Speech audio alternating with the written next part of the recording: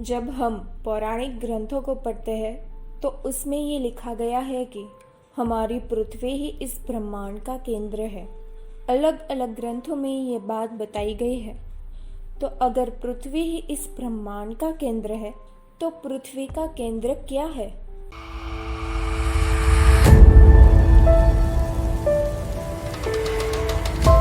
हिंदू मान्यताओं के अनुसार माउंट मेरू को इस पृथ्वी का सेंटर कहा गया है।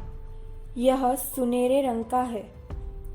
किसी भी हिंदू बौद्ध मंदिरों में हम सुवर्ण कलश को देखते हैं, यह माउंट मेरू का ही प्रतीक होता है। लेकिन प्रश्न यह है कि माउंट मेरू कहाँ है? हमारे प्राचीन ग्रंथों में बताया गया है कि माउंट मेरू हिमालय पर्वत में स्थित है।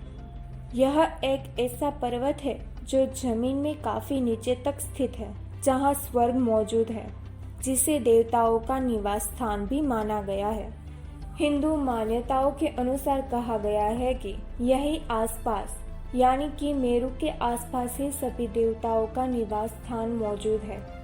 बौद्ध मान्यताओं के अनुसार कैलाश को ही मेरू पर्वत माना गया है। बौद्ध ग्रंथों के अनुसार मेरू पर्वत ही वह स्थान है जिसको एक झील घेरे हुए है और इस पर्वत के चारों ओर पवित्र नदी बहती है। बौद्ध धर्म की यह मान्यता कैलाश पर्वत की ओर ही सूचित करती है। तिबेटियन लोग इसे एक्सिस मून कहते हैं, जिसका अर्थ है वह जगह जिसके चारों ओर ब्रह्मांड घूमता है। हिंदू धर्म में हम इस स्थान को भगवान शिव पार्वती का निवास स्थल मानते हैं और जैन धर्म के सबसे पहले तीर्थंकर ऋषभ देव को निर्वाण की प्राप्ति यहीं से हुई थी। 6,638 मीटर की यह चोटी माउंट एवरेस्ट से काफी नीची है, लेकिन फिर भी आज तक कोई भी व्यक्ति इसे चढ़ नहीं पाया। कहा जाता है कि मेरू पर्वत यानी कि कैलाश पर्वत पर चढ़ने वाले व्यक्ति के साथ कुछ न कुछ ऐसा हो ही जाता है जिसके कारण वो नीचे आने पर मजबूर हो जाता है और आगे नहीं बढ़ पाता। जैसे कि मौसम का खराब हो जाना, व्यक्ति की तबीयत अचानक बिगड़ जाना, जिसके कारण व्यक्ति वापस नीचे उतर ही आता है। कुछ लोगों का यह दावा है कि मेरू पर्वत पर चढ़ने वाले इंसान के लिए समय सामान्य से तेज चलने लगता है। इसके साथ बाल नाखून अचानक से बढ़ने लगते हैं, यानी कि इस जगह को टाइम ट्रैवल के साथ भी जोड़ा जाता है। माउंट एवरेस्ट के ऊपर कई रिसर्चर्स भी हो चुकी है और जिसको जानना शायद हम सामान्य इंसानों के बाहर है। आइए अब आगे बात करते हैं वैकुंठ धाम की। विष्णु पुराण के अनुसार वैकुंठ धाम वहाँ है जहाँ लाखों सूर्य चमकते हैं और करोड़ों ग्रह है। वही भगवत पुराण के अनुसार वैकुंठ धाम को ध्रुव तारे की ओर बताया गया है। आज का विज्ञान अल्फा उर्सा मायोरिस यानी कि पोलारिस को ही ध्रुव तारा मानता है। इसके ही आसपास हमारे सूर्य समान कई तारे मौजूद हैं। ध्रुव तारे की पृथ्वी से दूरी 433 प्रकाश वर्ष की है, लेकिन यह वैकुंठ धाम नहीं है। पुराणों के अनुसार ध्रुव तारे से वैकुंठ तक पहुंचने में अलग अलग लोग आते हैं, जैसे कि स्वर्गलोक, महरलोक, जनकलोक, तपोलोक और ब्रह्मलोक। वहां से गुजरना होता है। ब्रह्मलोक वही जगह है जहां सृष्टि के निर्माणकर्ता ब्रह्मा रहते हैं। हमारे पुराणों के अनुसार जब एक ब्रह्मा की उत्पत्ति होती है तब एक ब्रह्मांड का निर्माण होता है। उस ब्रह्मा के साथ ही उस ब्रह्मांड का अंत भी हो जाता है। हर एक ब्रह्मांड के लिए एक ब्रह्मा होते हैं, जिनको उत्पत्तिकर्ता यानी कि द क्रिएटर कहते हैं।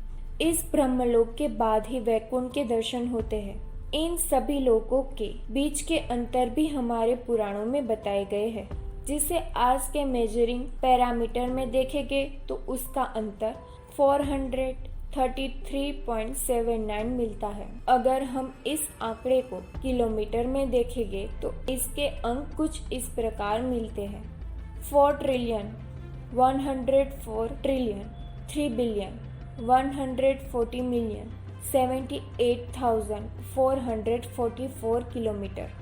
आज के साइंटिस्ट ने सबसे ज्यादा गतिमान ऑब्जेक्ट बनाया है वो है नासा का पार्कर सोलर प्रोब, जिसकी स्पीड 6,92,000 किलोमीटर पर आवर की है। अगर हम इस स्पीड से वैकुंठ पहुंचने की कोशिश करते हैं तो हमें वहां तक पहुंचने में लगभग 593,640,390 घंटे यानी कि 6,77,000 साल का समय लगेगा। इसका मतलब यही है कि हम इस शरीर द्वारा या मानव निर्मित यंत्रों द्वारा वहां तक नहीं पहुंच सकते। लेकिन एक माध्यम है, वो क्या हो सकता है? सोच विचार करके कमेंट करके अपना तर्क जरूर दीजिए। ऋग्वेद के 10वें मंडल के 129वें स्तोत्र द्वारा ब्रह्मांड की रचना के बारे में बताया है, जिसे नासदीय सूक्त के नाम से जाना जाता है। नासदासिन्नु सदासितदानीम नासिद्विजो नो व्योमापरोयत किमावरिवः कुह कस्य सर्मन्नभ किमासिद्विहनम कबीरम। नासदीय सूक्त के इस श्लोक में कहा गया है कि समय के आरंभ में कोई भी वस्तु अस्तित्व में नहीं थी, ना ही पदार्थ था और ना ही कोई अंतरिक्ष भी। इस श्लोक में ब्रह्मांड की उत्पत्ति के समय अचानक से फैलते प्लाज्मा की बात कही गई है और सवाल भी किया गया है कि ये प्लाज्मा कहाँ था और इसे किसने संभाल कर अब तक रखा। तमा आसित तमसा गुह कमग्रे प्रकृतिम सलिलम सर्वमादिहनम तुच्छयनम भपिहंतम यदासित अससत नम्बाहि नाजायतेकम। इस श्लोक में भी यह बात साफ तरीके से समझाई गई है कि सृष्टि के आरंभ के समय कुछ भी नहीं था, संपूर्ण तरफ अंधकार था और फिर एक प्रवाह फैलता गया, जिसके कारण सारे तत्व आकार लेने लगे और धीरे धीरे समय के साथ जीव सृष्टि की शुरुआत होती गई। इससे यह साफ है कि नासदीय सूक्त में संपूर्ण सृष्टि की उत्पत्ति की माहिती और उसका ज्ञान छिपा है। और हम इस बात पर गौर करते हैं तो हमें यह मालूम पड़ेगा कि यह बिग बैंग थियरी से समान तरीके से मिलता है। तो क्या हमारे ग्रंथ नासदीय सूक्त को पढ़कर बिग बैंग थियरी अलग अलग नामों के साथ दुनिया के सामने रखी गई? क्या असली रहस्य को हमसे छिपाने की कोशिशें हो रही है?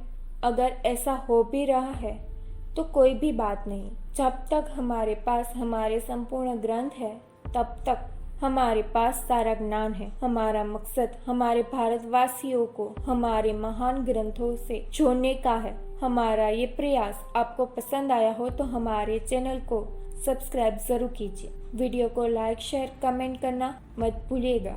मिलते हैं नई वीडियो के साथ। Thanks for watching.